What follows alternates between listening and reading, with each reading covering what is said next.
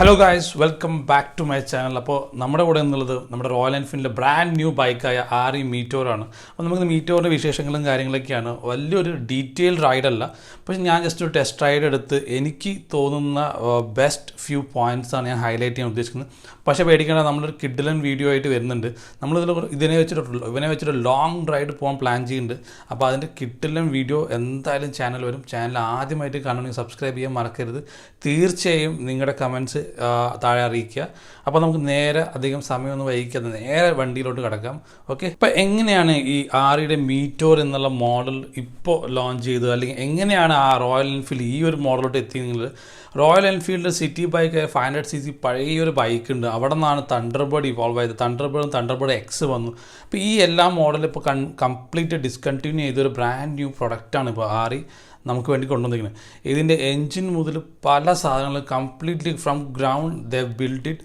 അവൻ്റെ India and UK ഓഫീസിൽ ഈ രണ്ട് ഓഫീസും നമ്മൾ ജോയിൻ്റ് ആയിട്ട് ഇരുന്ന് ഡിസൈൻ ചെയ്ത് ഡെവലപ്പ് ചെയ്തെടുത്തൊരു മോഡലാണ്. ഇതിൻ്റെ വേറൊരു പ്രത്യേകത എന്താണെന്ന് വെച്ചാൽ, ഇത് ഇൻ്റർനാഷണലി സെയിൽ ചെയ്യാൻ ഉദ്ദേശിക്കുന്ന മോഡലായതുകൊണ്ട് ആണ് ഇവർ ഈ മീറ്റോർ എന്നുള്ള പേര് ഇതിലിട്ടത്. അതുകൊണ്ട് തന്നെ ഇതിന് ഒത്തിരി പ്രത്യേകതകൾ കാര്യങ്ങളൊക്കെ ഉണ്ട്. അപ്പോൾ മൊത്തത്തിൽ ഒരു 7 പോയിൻറ്റോളാണ് ഞാൻ പറയാൻ ഉദ്ദേശിക്കുന്നത്. അതിൻ്റെ പ്രധാനപ്പെട്ട കുറച്ച് കാര്യങ്ങളും അതിൽ എനിക്കിഷ്ടപ്പെടാത്ത കുറച്ച് കാര്യങ്ങളാണ് നമ്മൾ ഇപ്പോഴത്തെ ഈ വീഡിയോയിൽ നമ്മൾ ഡീറ്റെയിൽ ആയിട്ട് ഡിസ്കസ് ചെയ്യാൻ പ്ലാൻ ചെയ്യുന്നത്. ആദ്യം തന്നെ നമ്മുടെ ബൈക്കിൻ്റെ ചങ്ക്, ഹാർട്ട്, എൻജിൻ എന്ന് പറയുന്ന സാധനത്തേക്ക് നോക്കുക. ഒരു J സീരീസ് പുതിയൊരു എഞ്ചിനാണ്, കംപ്ലീറ്റ്ലി പുതിയ എഞ്ചിനാണ്. പഴയ 350 എഞ്ചിനല്ല, ഇതിൽ കംപ്ലീറ്റ്ലി ഒരു ന്യൂ എഞ്ചിനാണ്. അവർ J സീരീസ് എഞ്ചിനാണെന്ന് അവർ പറയുന്നത്. അപ്പോൾ സിംഗിൾ സിലിണ്ടർ 4 സ്ട്രോക്ക് 349cc ആണ് വണ്ടിയുടെ. 20.2 bhp ആണ്. നേരത്തെക്കാട്ടും ചെറിയ രീതിയിൽ bhp കൂടിയിട്ടുണ്ട്. At 6100 rpm. വണ്ടിൻ്റെ എഞ്ചിനെ കുറിച്ച് പറയുകയാണെങ്കിൽ, ഞാൻ ടെസ്റ്റ് ചെയ്ത് നോക്കിയ സമയത്ത് എന്താ പറയുക, എനിക്കൊരു റോയൽ എൻഫീൽഡ് 350 ക്ലാസിക്സ് നമ്മുടെ വണ്ടിയൊക്കെ ഉണ്ടല്ലോ, അതുപോലെ ഒന്നുമല്ല കേട്ടോ തോന്നി. കംപ്ലീറ്റ് ഒരു റിഫൈൻഡ് എഞ്ചിൻ, ഭയങ്കര സ്മൂത്ത്. ഗിയറിങ് ആണെങ്കിൽ എന്താ പറയുക, ആ ഗിയർ ഷിഫ്റ്റിംഗ് ഒന്നും നമുക്കറിയില്ല. നേരത്തെ നമ്മൾ ഗിയർ ഷിഫ്റ്റിംഗ് കട്ടക്ക് എന്നൊരു ഫീലാണ്. പക്ഷേ അതൊന്നുമില്ല, ഭയങ്കര സ്മൂത്ത് ഫീലായിരുന്നു. ശരിക്കും ഞെട്ടിപ്പോയി. വൈബ്രേഷൻ ഒരു പൊടിക്ക് എനിക്ക് ഫീൽ ചെയ്തു. ഞാൻ ടെസ്റ്റ് ഡ്രൈവ് വണ്ടി ആയതുകൊണ്ട് എനിക്കറിയാം, പല ആൾക്കാരും യൂസ് ചെയ്തിട്ടുള്ള അവസ്ഥ എന്താണെന്ന് എനിക്കറിയില്ല. പക്ഷേ എന്നാലും ചെറിയൊരു പൊടിക്ക് വൈബ്രേഷൻ ഫീൽ ചെയ്തു. പക്ഷേ പഴയ മോഡൽ വെച്ച് നോക്കുമ്പോഴല്ലോ ഒന്നുമല്ല, എന്താ പറയുക, ഭയങ്കര റിഫൈൻഡ്. നിങ്ങൾ എന്തായാലും ടെസ്റ്റ് റൈഡ് ചെയ്യണം എന്ന് എൻ്റെ ആഗ്രഹം. ടെസ്റ്റ് റൈഡ് ചെയ്യുമ്പോഴേ ഞാൻ ഈ പറയുന്ന കാര്യങ്ങൾ നിങ്ങൾക്ക് ഉൾക്കൊണ്ടതും കുറച്ചും കൂടി ഡീറ്റെയിൽ ആയിട്ട് മനസ്സിലാക്കാൻ സാധിക്കുള്ളൂ. ഞാൻ പൊക്കി പറയാമെന്നാണ് വിചാരിക്കരുത്. എന്തായാലും ടെസ്റ്റ് ഡ്രൈവ് ചെയ്ത് നോക്കുക. വണ്ടി മിക്ക ഷോറൂമിലും ടെസ്റ്റ് ഡ്രൈവ് അവൈലബിൾ ആണ്. അപ്പോൾ നിങ്ങൾ അടുത്തുള്ള റോയൽ എൻഫീൽഡ് ഷോറൂം ഇപ്പോൾ ടെസ്റ്റ് റൈഡ് ചെയ്യുമ്പോൾ ഞാൻ പറഞ്ഞ ഈ കാര്യങ്ങൾ ഓർക്കുക, എഞ്ചിൻ എങ്ങനെയുണ്ടെന്നുള്ളത്. പിന്നെ ഇതിൻ്റെ മറ്റൊരു പ്രത്യേകത എന്ന് വെച്ചാൽ, കൗണ്ടർ ബാലൻസ് ഷാഫ്റ്റ് ആഡ് ചെയ്തിട്ടുണ്ട് ഇവർ. അപ്പോൾ അതിൻ്റെ വൈബ്രേഷൻ ടോട്ടലി കുറയ്ക്കാൻ വേണ്ടിയിട്ടാണ് ഈ കമ്പനി അങ്ങനെ ഒരു സംഭവം ആഡ് ചെയ്തത്. ഇതിൽ നോർമൽ 5 സ്പീഡ് ഗിയർ ബോക്സ് തന്നെയാണ്. പിന്നെ ഇതിൽ അതുകൂടാതെ 15 ലിറ്റർ ഫ്യൂൽ ടാങ്ക് വരുന്നുണ്ട്. അപ്പോൾ എനിക്ക് 15 ലിറ്റർ നല്ലൊരു ഫ്യൂൽ ടാങ്കാണ്. നമ്മൾ ലോങ് ഡിസ്റ്റൻസ് ഒക്കെ പോകുമ്പോഴേക്കും അത്രയും എണ്ണ നമുക്ക് വണ്ടിയിലുള്ളത് ഭയങ്കര യൂസ്ഫുൾ ആയിരിക്കും. നമുക്ക് കുറച്ചും കൂടി നല്ല റേഞ്ചിലേക്ക് വണ്ടി ഓടിക്കാൻ സാധിക്കും. പിന്നെ മൈലേജും കാര്യങ്ങളൊക്കെ നമുക്ക് നോക്കണം. കാരണം ഫ്യൂൽ എഫിഷ്യൻസി FI എഞ്ചിനൊക്കെയാണ്. അപ്പോൾ കുറച്ചുകൂടി നല്ലൊരു ഫ്യൂൽ എഫിഷ്യൻസി കിട്ടുന്നതാണ് എൻ്റെ ഒരു വിശ്വാസം. എന്തായാലും നമുക്ക് ലോങ് റൈഡ് പ്ലാൻ ചെയ്യുന്ന സമയത്ത് നമുക്ക് മൈലേജും കാര്യങ്ങളൊക്കെ അതിൽ എന്തായാലും വിശദമായി നമുക്ക് ഷെയർ ചെയ്യാം. ഇതിൽ മറ്റൊരു കാര്യം എന്ന് വെച്ചാൽ, പഴയ എഞ്ചിനെക്കാട്ടിയും കുറച്ചും കൂടി ഹൈ RPM ആണ് ഈ നമ്മുടെ ഇപ്പോൾ നിലവിലുള്ള പുതിയ എഞ്ചിൻ. പഴയ 350 എഞ്ചിൻ വെച്ച് നോക്കുമ്പോഴേക്കും ഈ എഞ്ചിന് RPM കുറച്ച് കൂടുതലാണ്. നമുക്ക് ഇനി ചേസിലോട്ട് നോക്കാം. ടോട്ടലി ഡിഫറെൻറ്റ് ഡിസൈനാണ് ചേസിനും കൊടുത്തേക്കുന്നത്. അഗെയിൻ അത് ഫ്രം ഗ്രൗണ്ട് അവർ റീഡിസൈൻ ചെയ്തൊരു ചേസാണ്, അല്ലാതെ പഴയ ചേസ് തന്നെയല്ല. ഇത് നമ്മുടെ ഹാരിസ് പെർഫോമൻസ് എന്ന് പറയുന്ന റോയൽ എൻഫീൽഡ് തന്നെ ഓൺ ചെയ്യുന്ന ഒരു ബ്രിട്ടീഷ് ബേസ്ഡ് കമ്പനിയാണ് ഡിസൈൻ ചെയ്തിരിക്കുന്നത്. കംപ്ലീറ്റ്ലി ന്യൂ ഡിസൈനാണ്. പഴയ 350 ആയിട്ട് യാതൊരു സാമ്യവുമില്ല. നിങ്ങൾക്ക് ഈ വണ്ടി കാണാൻ പറ്റും. ആ ഫ്രണ്ടിലെ എഞ്ചിൻ്റെ സൈഡിൽ കൂടെ 2 പൈപ്പ്സ് ഇങ്ങനെ താഴോട്ട് ഇറങ്ങി പോകുന്നുണ്ട്. അഗെയിൻ എൻജിൻ പോലെ തന്നെ ഈ വണ്ടിയിൽ ഒരു ന്യൂ കോമ്പോണൻ്റ് ആണ്. ആക്ച്വലി ഈ വണ്ടി completely from ground completely newly redesigned ആണ്. പഴയ മോഡൽസിന് യാതൊരു സാധനങ്ങളും ഇങ്ങോട്ട് അവർ ട്രാൻസ്ഫർ ചെയ്തിട്ടില്ല. പക്ഷേ എങ്കിൽ ആ പഴയ ബൈക്കിൻ്റെ ലൈക്ക് തണ്ടർബേർഡും അതിന് മുന്നിലുള്ള സിറ്റി ബൈക്കിൻ്റെ കുറേ കോൺസെപ്റ്റ്സും ആ ഒരു ഐഡിയ മനസ്സിൽ വെച്ചുകൊണ്ടാണ് ഡിസൈനേഴ്സ് ഈ വണ്ടി ഡിസൈൻ ചെയ്തെടുത്തത്. അപ്പോൾ അതിൻ്റെ ചെറിയ ഒരു ഫീൽ ആൻഡ് ഒരു ഫീൽ ഗുഡ് അല്ലെങ്കിൽ അതിൻ്റെ ഒരു ചെറിയൊരു ഫീൽസ് നമുക്ക് വണ്ടിയുടെ പല ഭാഗത്തായിട്ട് കാണാൻ സാധിക്കുന്നുണ്ട്. ലൈക്ക് അതിൻ്റെ ഇൻഡിക്കേറ്റേഴ്സിൽ, അതിൻ്റെ ബാക്കിലെ ടെയിൽ ലൈറ്റ്സ്, അതിൻ്റെ ഫ്രണ്ട് ലൈറ്റ്സ്, ഇതൊക്കെ തന്നെ നമ്മുടെ പഴയ മോഡൽസും അല്ലെങ്കിൽ ആറിക്ക് വന്നുപോയ പല മോഡൽസിൽ ചെറിയ രീതിയിൽ സാമ്യം ഉണ്ടാക്കുന്ന കുറച്ച് കാര്യങ്ങളാണ്. നമുക്കിനി വണ്ടിയുടെ ടയറിലോട്ട് നോക്കുമ്പോൾ ആറി ഇവിടെയും ഒരു പുതുമ കൊണ്ടുവന്നിരിക്കുകയാണ്. ഫ്രണ്ട് നോർമൽ 19 ഇഞ്ച്, ബാക്കിൽ 17 ഇഞ്ച് ട്യൂബ് വിത്ത് 140/70 സൈസാണ്. അപ്പോൾ കുറച്ചും കൂടി വൈഡ് ടയർ കിട്ടും. അപ്പോൾ ഇതും കൊണ്ട് എന്താ ഗുണമെന്ന് വെച്ചാൽ നമ്മൾ ലോങ് റൈഡ് പോകുമ്പോഴേക്കും നമുക്ക് നല്ല കംഫർട്ട് കിട്ടും, നല്ലൊരു സ്റ്റെബിലിറ്റി കിട്ടും, നല്ല ടയറിൻ്റെ ബാക്കിലെ ടയർ സൈസ് ഇത്തിരി വൈഡ് ആകുമ്പോൾ തന്നെ നമുക്ക് ലോങ് കാര്യങ്ങൾ പോകുമ്പോഴേക്കും നമുക്ക് കിട്ടുന്ന ഒരു കംഫർട്ട് ഒരു സ്ലീക്ക് ടയറിനെക്കാട്ടിയും വലിയ ഡിഫറൻസ് ഉണ്ടാവും. അത് എന്തായാലും ഈ ക്രൂയിസർ ഈ മോഡലിലോട്ട് കൊണ്ടുവന്ന് വളരെ നന്നായി. കാരണം ഈ ഒരു സംഭവം ശരിക്കും ഭയങ്കര എഫക്റ്റീവായിരിക്കും നമ്മൾ ലോങ് റൈഡ് പോകുന്ന സമയത്ത്. എനിക്കും ഓടിച്ചപ്പോൾ ആ ഒരു ഫീൽ നല്ലപോലെ കിട്ടി. ആ ബാക്ക് ടയർ എന്നുള്ള എന്താ പറയുക, ഒരു ഫീഡ്ബാക്ക് അടിപൊളിയായിരുന്നു. നാലാം നമുക്ക് ബ്രേക്കിംഗ് നോക്കാം. 12 ചാനൽ ABS ആണ്. അത് ഭയങ്കര നല്ല ബ്രേക്സ് ആയിരുന്നു. ഞാൻ ആക്ച്വലി ടെസ്റ്റ് ഡ്രൈവ് ചെയ്യുന്ന സമയത്ത് സൈഡിൽ ഒതുക്കി ആളില്ലാതൊക്കെ നോക്കി ചെറിയ രീതിക്ക് ബ്രേക്സൊക്കെ എന്താ പറയുക ഹാർഡ് ബ്രേക്സും ഫ്രണ്ട് ബ്രേക്സൊക്കെ അപ്ലൈ ചെയ്ത് നോക്കിപ്പിക്കും. ഭയങ്കര റെസ്പോൺസീവ് ആയിരുന്നു. ലൈക്ക് നല്ല രീതിയിൽ തന്നെ വണ്ടി സ്റ്റോപ്പ് ചെയ്യാൻ പറ്റുന്നായിരുന്നു. വലിയൊരു ബുദ്ധിമുട്ടോ അല്ലെങ്കിൽ ഭയങ്കരമായിട്ട് സ്ട്രഗിളിങ്ങിൻ്റെ ആവശ്യം വന്നില്ല. ഇതും നമുക്ക് എന്താ പറയുക ടുവേർഡ്സ് റൈഡിനൊക്കെ പോകുമ്പോഴേക്കും നമുക്ക് നല്ലൊരു സേഫ്റ്റി ആയിരിക്കും. നമുക്ക് നല്ലൊരു എന്താ പറയുക ഒരു കോൺഫിഡൻസ് കിട്ടും. വണ്ടി ലോങ് ട്രിപ്പ് പോകുന്ന സമയത്ത് നമുക്ക് ബ്രേക്ക് ചെയ്യാനും കുറച്ച് നല്ലൊരു 90-100 നമുക്ക് ക്രൂസ് ചെയ്ത് പോകുന്ന സമയത്ത് നമുക്ക് ബ്രേക്കിംഗ് ചെയ്യണം, നമുക്ക് പേടിക്കേണ്ടിയില്ല. നേരത്തെ എനിക്ക് ഹിമാലയയിലുണ്ടായിരുന്ന ഏറ്റവും വലിയൊരു ഇഷ്യൂ എന്ന് വെച്ചാൽ നമ്മൾ 90 മുകളിലൊക്കെ പോകുമ്പോഴേക്കും ബ്രേക്ക് ചെയ്യുന്ന സമയത്ത് എനിക്ക് ഭയങ്കര പേടിയാണ്. കാരണം വെച്ചാൽ ബാക്ക് വീൽ എപ്പോഴും പെട്ടെന്ന് ലോക്കാവും. പക്ഷേ എഗെയിൻ നമ്മൾ ഹിമാലയയുടെ പുതിയ മോഡലോട്ട് വരുമ്പോഴേക്കും എഗെയിൻ ABS വന്നിട്ടുണ്ട്. അപ്പോൾ അതും അവിടെ സോൾവ്ഡ് ആണ്. ആ ഇഷ്യൂ അവിടെ സോൾവ് ആണ്. ഇതൊന്നും എന്താ പറയുക, ഞാൻ വേറൊരു കാര്യം പറയാൻ ഉദ്ദേശിക്കുന്നത് വെച്ചാൽ റോയൽ എൻഫീൽഡ് പണ്ടത്തെ പോലെ അല്ല. ആക്ച്വലി അവരിപ്പോൾ ഈ കസ്റ്റമേഴ്സിൽ നിന്ന് എല്ലാ ഫീഡ്ബാക്ക്സ് എടുത്തിട്ട് നല്ല രീതിക്ക് അവർ റെസ്പോൺസ് ചെയ്യുന്നുണ്ട്. അതൊക്കെ ആ മാറ്റങ്ങൾ നമുക്ക് ഈവൻ ആ 650 ട്വിൻസിൽ കാണാൻ പറ്റും, നമ്മുടെ ഇൻ്റർസെപ്റ്ററിൽ, ഈവൻ പുതിയ ലേറ്റസ്റ്റ് ഹിമാലയയിൽ കാണാൻ പറ്റും.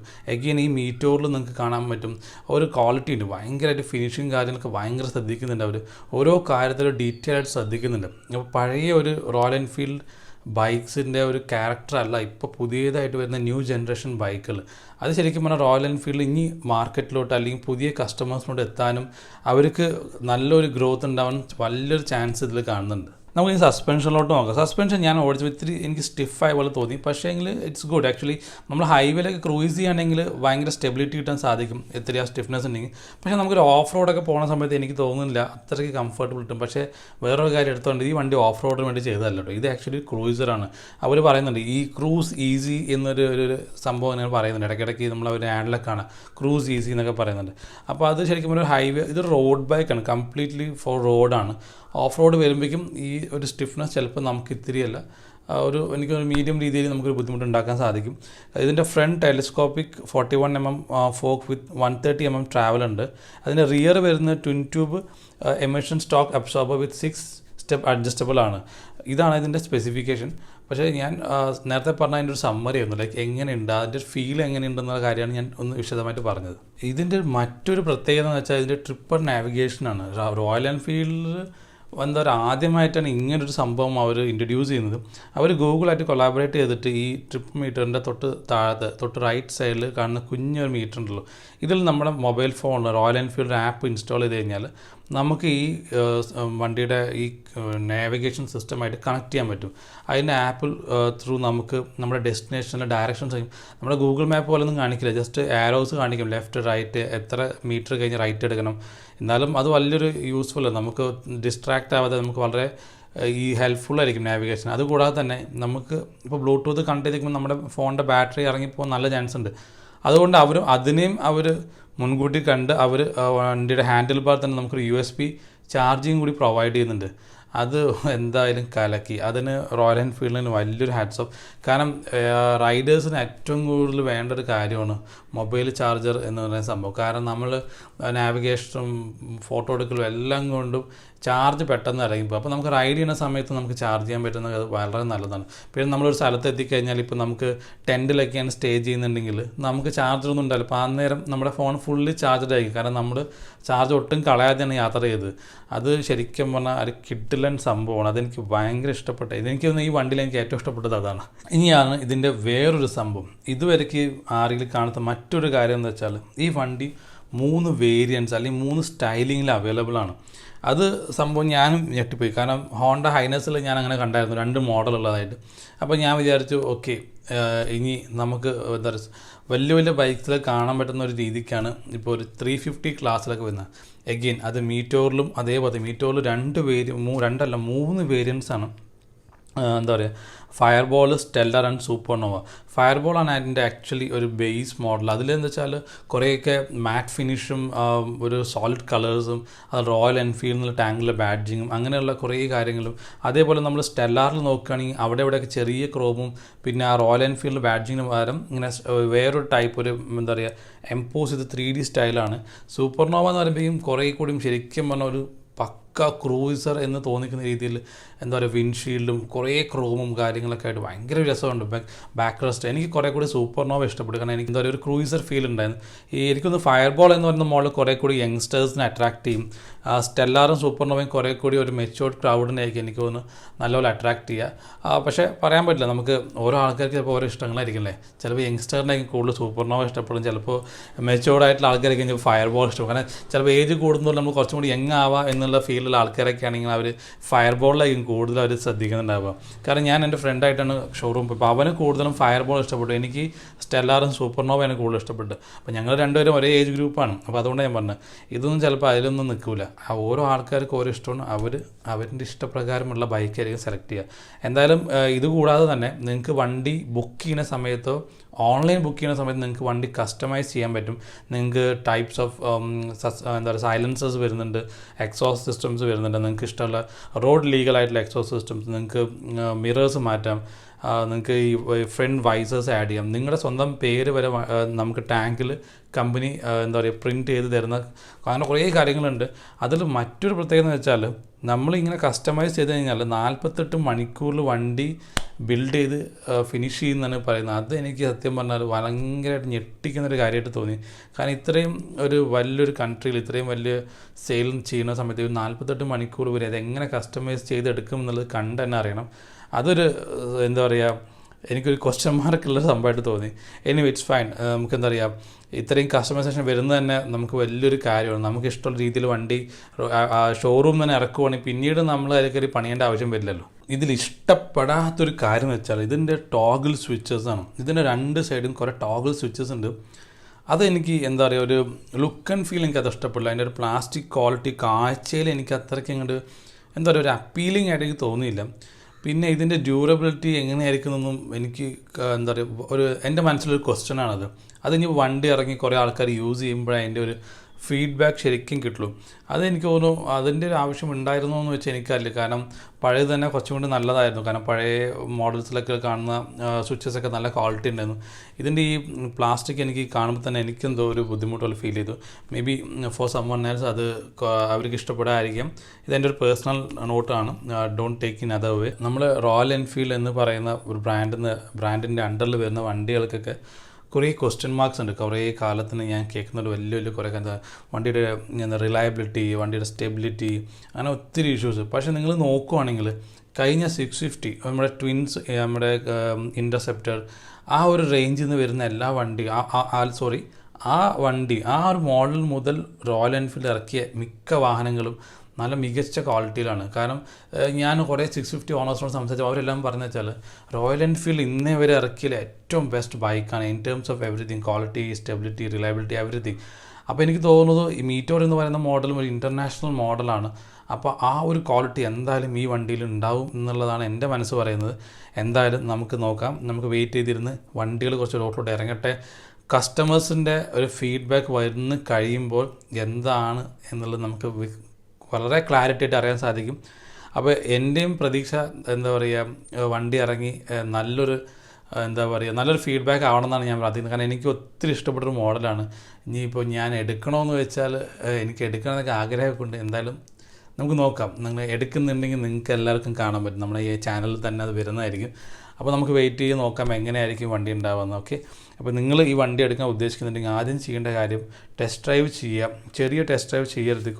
കുറച്ച് ലോങ് ഓടിച്ച് ഒന്ന് വണ്ടി ഒരു ഹൈവേയും ഒരു ചെറിയ റോഡിൽ കൂടെ ഒക്കെ ഓടിച്ചൊന്ന് നോക്കണം. ചെറിയ ചെറിയ ഹമ്പൊക്കെ എടുത്ത് നോക്കുക, കുണ്ടും കുഴിയുണ്ടെങ്കിൽ അതിൽ കൂടി ഒന്ന് ഓടിച്ച് നോക്കുക.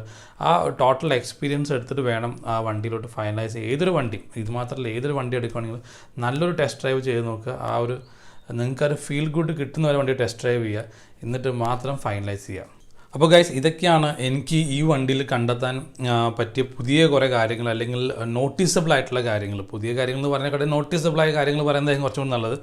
ഇപ്പോൾ നമ്മുടെ ഇന്നത്തെ വീഡിയോയുടെ വൈൻഡ് അപ്പ് ചെയ്യാണ്. നിങ്ങൾക്ക് എന്തെങ്കിലും കമൻറ്റ്സ് പറയാനുണ്ടെങ്കിൽ ദയവ് ചെയ്ത് കമൻറ്റ്സിൽ അറിയിക്കുക. വീഡിയോ ഇഷ്ടപ്പെട്ടാൽ ലൈക്ക് ചെയ്യുക. ആദ്യമായിട്ട് ചാനൽ കാണണമെങ്കിൽ സബ്സ്ക്രൈബ് ചെയ്യാൻ മറക്കരുത്. പിന്നെ കുറച്ച് കാര്യങ്ങളോട് പറയാനുണ്ട്. റോയൽ എൻഫീൽഡ് ഈ വണ്ടീനെ വിളിക്കുന്ന ഒരു ക്രൂയിസ് ഈസി മോഡലാണ്, പക്ഷേ ക്രൂയിസറാണ്. റോഡിൽ വളരെ ഈസി കംഫർട്ടബിളായിട്ട് ക്രൂസ് ചെയ്യുക എന്നുള്ളതാണ്. എനിക്ക് 5'7" ഹൈറ്റ് ഉണ്ട്. ഞാനിപ്പോൾ ഈ ഹൈറ്റിൻ്റെ കാര്യം പറയുന്നത് വേറെ ഒന്നുമല്ല. ഹിമാലയയുടെ വീഡിയോ ഇട്ടപ്പോൾ പലവരും എൻ്റെ ഹൈറ്റ് ചോദിച്ചു. അപ്പോൾ എൻ്റെ ഹൈറ്റ് 5'7" ആണ്.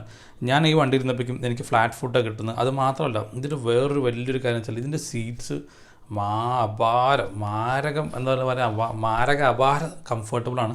പിന്നെ നമുക്ക് സീറ്റ്സ് കസ്റ്റമൈസ് ചെയ്യാൻ പറ്റും. ടൂറിങ് സ്റ്റൈൽ സീറ്റ്സ് ഉണ്ട്, ബ്രൗൺ കളർ ഉണ്ട്. അപ്പോൾ നമുക്ക് ഇപ്പോൾ ടൂറിങ് ആണ് നിങ്ങളുടെ മേജർ കൺസേൺ അല്ലെങ്കിൽ മേജർ യൂസ് എന്നുണ്ടെങ്കിൽ നിങ്ങൾക്ക് ബുക്ക് ചെയ്യുന്ന സമയത്ത് കസ്റ്റമൈസ് ചെയ്ത് ടൂറിങ് സീറ്റ്സ് എടുക്കുക. അപ്പോൾ എനിക്കൊന്ന് കുറച്ചും കൂടി കംഫർട്ടബിൾ ആയിരിക്കും. നിലവിൽ അവിടെ ടൂറിങ് സീറ്റ്സ് ഒരു വണ്ടിയിൽ ഉണ്ടായിരുന്നില്ല, അല്ലെങ്കിൽ എനിക്കൊന്ന് ഇരുന്ന് ഓടിച്ച് നോക്കണമെന്ന് ഭയങ്കര ആഗ്രഹമായിരുന്നു. അപ്പോൾ അങ്ങനെയുള്ള ഒത്തിരി കസ്റ്റമൈസേഷൻ ഇതിൽ അവൈലബിൾ ആണ്. അപ്പോൾ എന്തായാലും ഞാൻ നിങ്ങളെപ്പോലെ തന്നെ വണ്ടി റോഡിലോട്ട് ഇറങ്ങാനായിട്ട് വെയിറ്റ് ചെയ്തിരിക്കുകയാണ്. ഞാൻ പറഞ്ഞു മറക്കേണ്ട, നമ്മുടെ ചാനലിൽ ഒരു കിഡിലൻ ലോങ് റൈഡ് വീഡിയോ എന്തായാലും വരുന്നതാണ്. ഞാൻ അവരായിട്ട് സംസാരിച്ച് സെറ്റ് ചെയ്ത് വെച്ചിട്ടുണ്ട്. വീഡിയോ കണ്ടതിന് thank you and see you next time. Bye, take care.